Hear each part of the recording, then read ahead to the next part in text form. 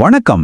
இன்னைக்கு நாம உயிர், வளர்ச்சி, பரம்பரை இப்படி நாம பார்க்கிற எல்லாத்துக்கும் பின்னாடி இருக்கிற ஒரு முக்கியமான விஷயத்தை பத்தி தான் பார்க்க போறோம். அதுதான் செல் பகுப்பு. வாங்க இதுக்குள்ள கொஞ்சம் ஆழமா போய் என்ன இருக்குன்னு பார்க்கலாம். நீங்க எப்பவாச்சும் யோசிச்சு பார்த்திருக்கீங்களா? கண்ணுக்கே தெரியாத ஒரு சின்ன செல்லுல இருந்து கை, கால், இதயம், மூளைன்னு ட்ரில்லியன் கணக்குல செல்கள் கொண்ட ஒரு முழு மனுஷனா நீங்க எப்படி உருவானீங்க? ரொம்ப ஆச்சரியமா இருக்குல்ல? இந்த புதிருக்கு விடை தேடி போறது தான் நம்மளோட இன்னைய பயணம். நாம இப்போ கேட்டோமே ஒரு கேள்வி. அந்த கேள்விக்கான பதில் செல் பகுப்புன்னு சொல்ற ஒரு அற்புதமான செயல்முறையில தான் ஒளிஞ்சிருக்கு. சொல்லப்போனா இதுதான் உயிரோட அடிப்படை இன்ஜின் மாதிரி.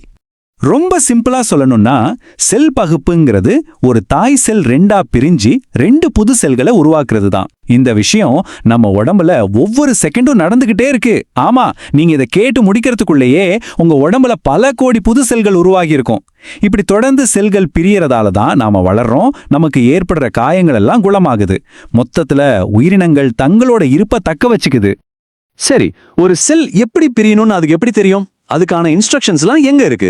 அதை புரிஞ்சுக்க நாம செல்லோட கண்ட்ரோல் ரூம்குள்ள போய் அதோட வழிமுறை கையேட்ட ஒரு பார்வை பார்த்துட்டு வந்துடலாம். இங்க பாருங்க, இவங்க தான் நம்ம கதையோட ஹீரோஸ். நிறமூர்த்தங்கள், அதாவது குரோமோசோம்கள்.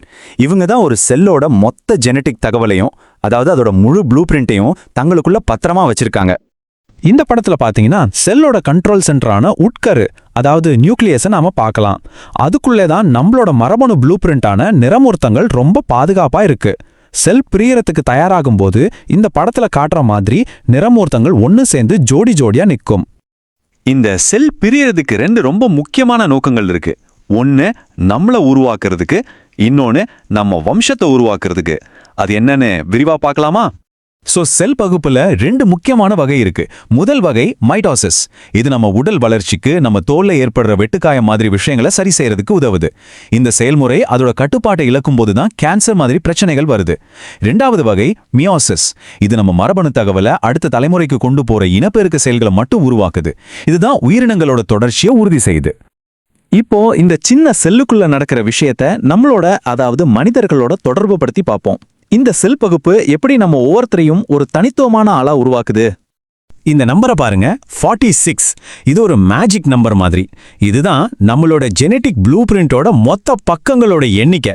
உங்க உடம்புல இருக்கிற ஒவ்வொரு செல்லோட உட்கருவுக்குள்ளேயும் உங்களை நீங்களா மாத்துற முழு இன்ஸ்ட்ரக்ஷன் செட் இந்த 46 நிறமூர்த்தங்கள்ல தான் இருக்கு.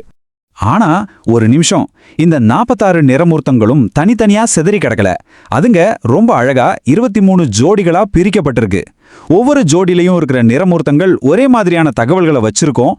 ஒன்னு அம்மா கிட்ட இருந்தும் இன்னொன்னு அப்பா கிட்ட இருந்தும் வந்தது. இது ஒரு ரொம்ப சிம்பிளான ஆனா ஆழமான கணக்கு. உங்களுக்கு உங்க அம்மா கிட்ட இருந்து 23 நிறமூர்த்தங்களும் உங்க அப்பா கிட்ட இருந்து 23 நிறமூர்த்தங்களும் கிடைக்குது. இந்த ரெண்டும் ஒன்னா சேரும்போது 46 நிறமூர்த்தங்கள் கொண்ட ஒரு முழுமையான தனித்துவமான ஜெனட்டிக் ப்ளூ பிரிண்ட் உருவாகுது. இதுதான் பரம்பரையோட அடிப்படை கணக்கு.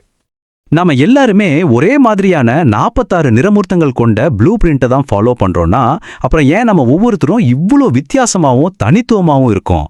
இந்த கேள்விக்கான பதில்ல தான் மரபியலோட உண்மையான மேஜிக்கே ஒளிஞ்சிருக்கு. இதை பத்தி இன்னும் கொஞ்சம் யோசிச்சு பாருங்க.